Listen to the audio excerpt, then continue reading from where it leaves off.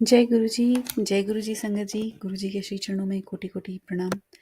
संगत जी, मेरा आज का शुक्राना सत्संग है कि आपको गुरु जी कैसे आपको हर तरह से गाइड करते हैं और वो आंसर्स प्रोवाइड करते हैं जो आप सोच रहे होते हो।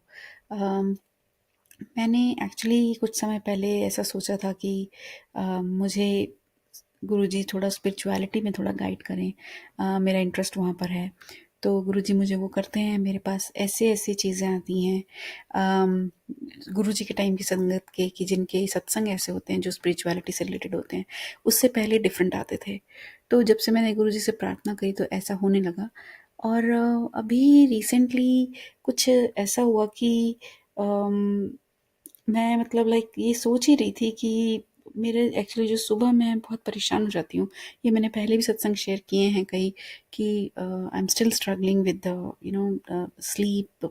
और जो अमृत वेले का टाइम है तो उसमें मतलब ना चाहते हुए भी मैं उतनी सजग नहीं होती जितना होना चाहिए। तो मैं वो मतलब उसमें कर रही हूँ काम। तो गुरुजी मुझे हर 2-3 दिन में या जब भी मेरे को लगता है कि आई एम लैकिंग, तो कुछ ना कुछ ऐसी कहीं न कहीं से इन्फॉर्मेशन मिल जाती है कि उस पर काम करो। मतलब लाइक जैसे खाना-पीना कैसे ठीक करो, अपने आप को नियम में बाँध लो और कि कम खाना है, और अगर आप ज़्यादा खा रहे हो तो क्या किस तरीके का खाना खा रहे हो।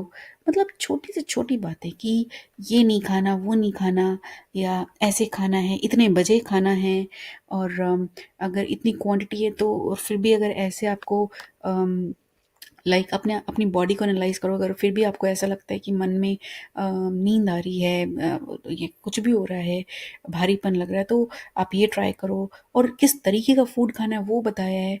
मतलब आप सोचिए कि इतनी an number of information, like lot of information, it's like मेरे पास आई जा रही है उस परेशानी को दूर करने के लिए।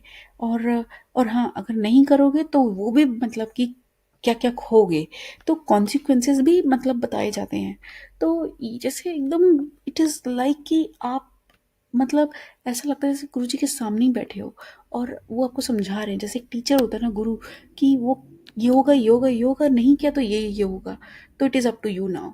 तो ऐसे जब अप टू यू ना हो जाता है ना, उसमें एक रिस्पॉन्सिबिलिटी का भाव आता है कि नहीं भाई, मेरे को तो करना ही करना है।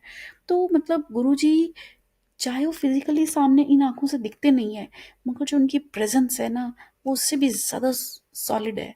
मतलब आप मतलब वो जो दृष्टि है ना, वो गुरुजी को देखने की, सेंस करने की, देखने की तो नहीं, ख़ैर वो तो हम स्वरूप में ही देखते हैं, लेकिन जो सेंस करने की जो दृष्टि है ना, जो कहते हैं दिव्य दृष्टि, जो सेंस सेंस की दृष्टि, मतलब vision of sense, not Divya दृष्टि वो थर्ड आई वाला, वैसा नहीं कह रही, सॉरी। तो वो जो सेंस करने की शक्ति है वो गुरुजी देते हैं। वो दृष्टि कह लीजिए, शक्ति कह लीजिए, विजन कह लीजिए, तो वो गुरुजी देते हैं और वो उसी को आती है। तो आपको छोटी-छोटी बातों में ही अपने आंसर्स दिखते हैं। तो मैं उसी बात का शुक्राना कर रही हूँ कि मेरे मालिक मुझ पर कितनी कृपा करते हैं, और हम सब पर करते हैं, मेरे पर नहीं। मैंने कितनी संगत जी के ऐसे सत्संग सुने जिन पर उन्होंने ऐसी ही कृपा करते हैं कि अगर उनको कोई हार्ट से रिलेटेड प्रॉब्लम है ना, और उन्होंने कहीं बाहर जाके टिक्की खा ली है, मतलब आलू टिक्की जैसे, तो वो उनको ड्रीम दर्शन दे देते हैं कि ये ऐसा किया, और उनको लगता है कि शायद उन्होंने ऐसे सोच लिया तो इसलिए ऐसे आ गया।